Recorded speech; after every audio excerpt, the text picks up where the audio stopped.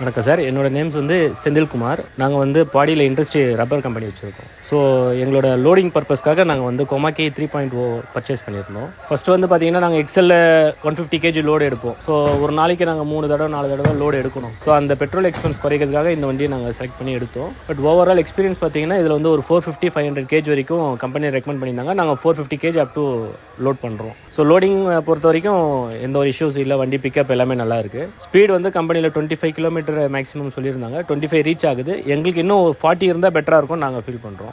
ஒரு நாளைக்கு சார்ஜ் வந்து நம்ம ஒரு 7 to 8 hours போட்டோம்னா அப் டு 110 ரேஞ்ச் அவங்க கொடுத்துருந்தாங்க. நாங்கள் வந்து 90 km நாங்கள் யூசேஜ் பண்ணுறோம்.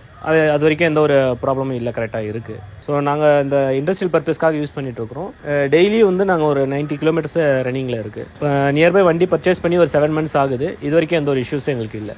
லாஸ்ட் வீக் தான் நாங்கள் சர்வீஸ் கொடுத்துருந்தோம். ஃபர்ஸ்ட் சர்வீஸ் சார்ஜஸ் வந்து 800 rupees ஆச்சு. ஸோ எல்லாமே ஃபுல்லாக கொமாக்கிலே சர்வீஸ் பண்ணி கிளியராக கொடுத்துட்டாங்க. ஸோ எந்த ஒரு இஷ்யூஸும் இல்லை. இது வரைக்கும் நாங்கள் தனியாகவோ இல்லை எந்த ஒரு ஸ்பெண்ட் பண்ணது கிடையாது. ஓவரால் எங்களுக்கு பெட்ரோல் வெஹிக்கிள் விட இது யூஸ் பண்ணுறதுல எங்களுக்கு நிறைய சேவிங்ஸும் ஆகுது. இந்த வண்டி வாங்குறதுக்கப்புறம் நாங்கள் வந்து இப்போ ஒரு நாளைக்கே வந்து நாங்கள் ஒரு சிங்கிள் லோட்லேயே எல்லாமே டெலிவரி முடிச்சிடறோம். ஸோ எங்களுக்கு இப்போ இன்னும் கொஞ்சம் லோடிங் கெப்பாசிட்டி ஆர்டர்ஸும் எக்ஸஸ் வந்துருக்கு.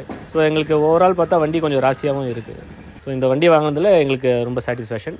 கொமாக்கிக்கு எங்களோட தேங்க்ஸ்.